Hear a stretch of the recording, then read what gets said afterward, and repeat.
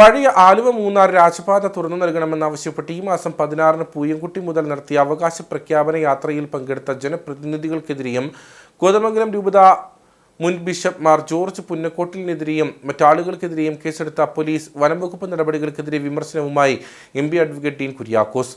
സമരത്തെ അടിച്ചമർത്തുന്നതിനുള്ള സമീപനമാണ് വനംവകുപ്പും പോലീസും സ്വീകരിച്ചിട്ടുള്ളതെന്നും വനംവകുപ്പിന്റെ പകപോക്കൽ നടപടി തീക്കൊള്ളികൊണ്ട് തലചൊറിയുന്നതിന് തുല്യമായിരിക്കുമെന്നും MP വ്യക്തമാക്കി.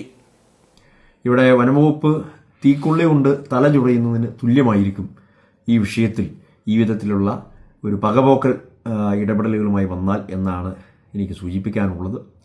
ഒരു നാടാകെ ഒരുമിച്ച് നിന്നുകൊണ്ട് തങ്ങൾക്ക് അവകാശപ്പെട്ട റോഡ്, രാജഭരണത്തിൻ്റെ കാലത്ത് ഉണ്ടായിരുന്ന റോഡ് പിൽക്കാലത്ത് ഉരുൾപൊട്ടലിൽ തകർന്നു പോയത്, അത് ബ്ലോക്ക് ചെയ്തത് പുനഃസ്ഥാപിക്കണമെന്നുള്ളൊരാവശ്യം ജനാധിപത്യപരമായി ഉന്നയിക്കുക മാത്രമാണ് അവർ ചെയ്തിട്ടുള്ളത്.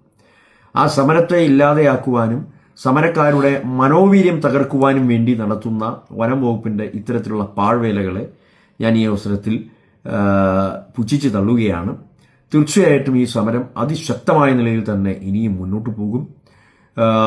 ഇവിടെ അഭിമന്യ പിതാവിനെയും അതോടൊപ്പം തന്നെ വൈദികരെയും അതുപോലെ തന്നെ മറ്റ് സമുദായ പ്രസ്ഥാനങ്ങളുടെ നേതാക്കന്മാരെ ഉൾപ്പെടെ പ്രതി ചേർത്തുകൊണ്ട് മുഴുവൻ രാഷ്ട്രീയ പാർട്ടികളുടെ നേതാക്കന്മാരെയും ഒക്കെ വെല്ലുവിളിച്ചുകൊണ്ട് നടത്തുന്ന ഈ കടന്നുകയറ്റത്തിനെതിരെ കൂടുതൽ ശക്തമായ നിലയിൽ സമരവുമായി മുന്നോട്ട് വരും എന്ന് സൂചിപ്പിക്കുകയാണ്.